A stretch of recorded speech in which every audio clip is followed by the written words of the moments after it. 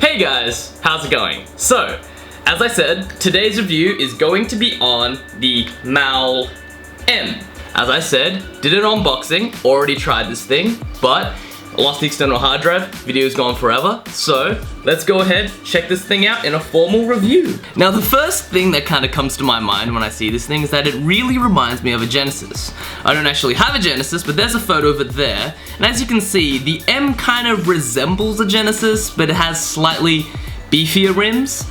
But yeah, that's just something I kind of picked up. In terms of overall specifications, the M itself has a 6061 aluminium body, and it has a diameter of 55.48 millimeters.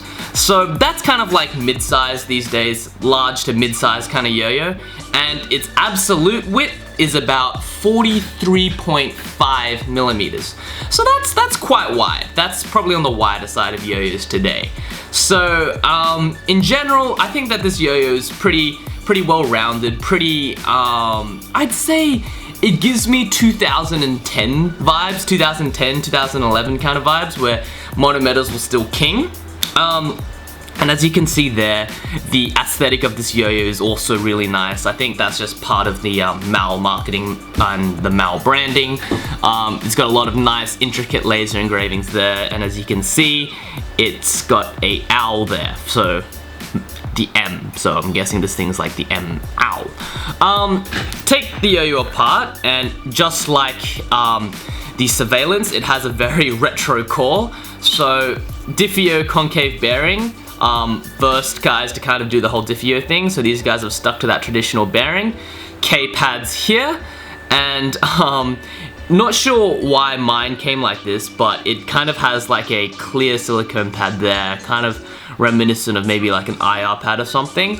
I think that's just mine. I might have been given like a prototype or a secondary run or something, so it doesn't really matter. I'm sure it plays pretty much the same, and I'm pretty sure the final models that you guys would purchase would probably have, you know, very consistent pad design. But yeah, that's basically all I have to say about its general specifications. Okay, so how does this thing play? Now the first thing that I kind of noticed is that on the string, the M plays quite heavy. So, according to Yo-Yo Expert, which is where I get all my specs information from, the yo-yo itself is 67.2 grams. Now, in 2017, where the average weight for a yo-yo was like 64 grams, this thing is pretty hefty. In fact, 67 is pretty hefty in general. It was mid-weight once upon a time, but these days, 67, quite a heavy yo-yo.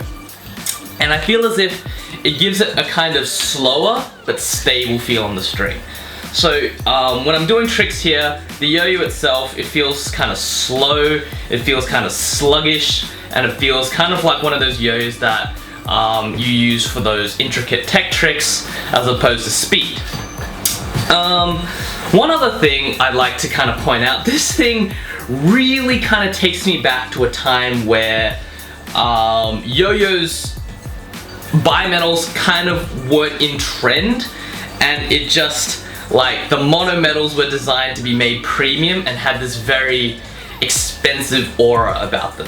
So, to be honest, this thing kind of plays like it would be like a classic throw from maybe a classic throw from maybe like 2010. It feels very premium, very monometal, but very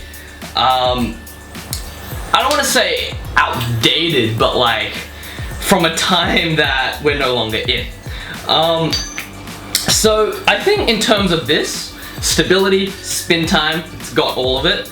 The one thing that this thing lacks a little bit is catchability, in my opinion.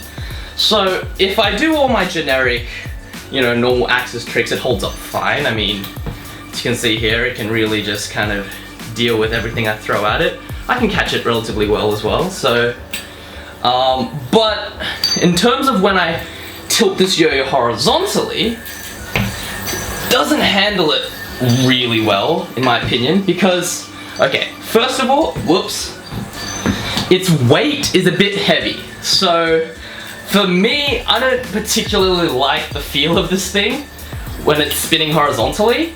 It kind of just has a very heavy, dangerous, sluggish kind of vibe. But also, in terms of its shape, it's quite difficult to catch. So, as I said before, and if my focus will work, this thing here has a 43.5mm width. So that's pretty wide in the grand scheme of things, right? Now, with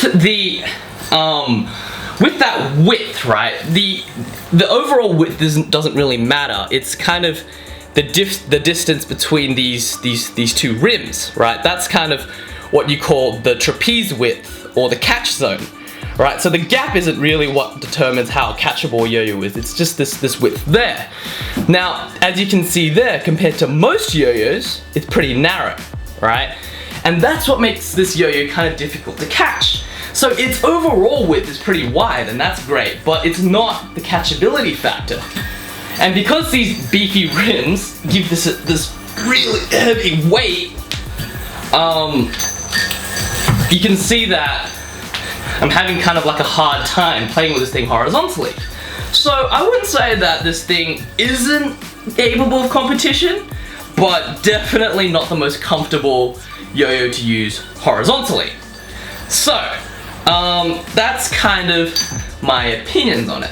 To summarize, I think this thing is, it feels like it was made for like 2010, like 2010 kind of style. And to be perfectly honest, it's got all the strengths and all the weaknesses. So it's heavy, it's kind of difficult to maneuver quickly, but it's got speed and stability. And this is really why we started switching to bimetals, because they can be light and they can also be stable. So that's cool.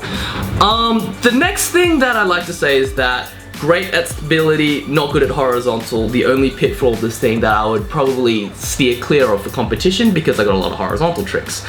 Last thing, and this is kind of a weird point, but I kind of want to enunciate this thing.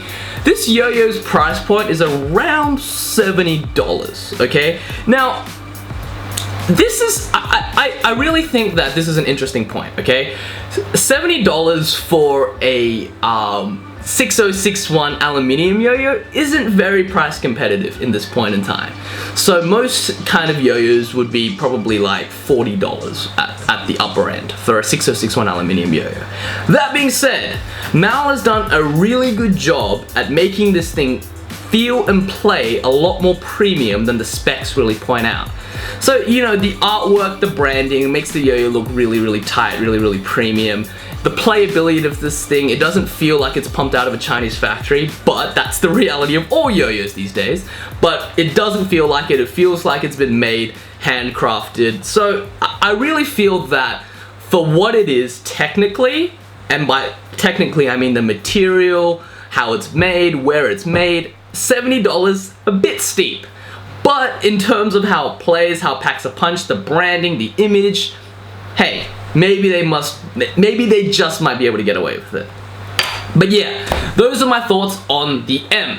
Any comments, questions, and criticisms, post them down below, and I will see you guys in the next video.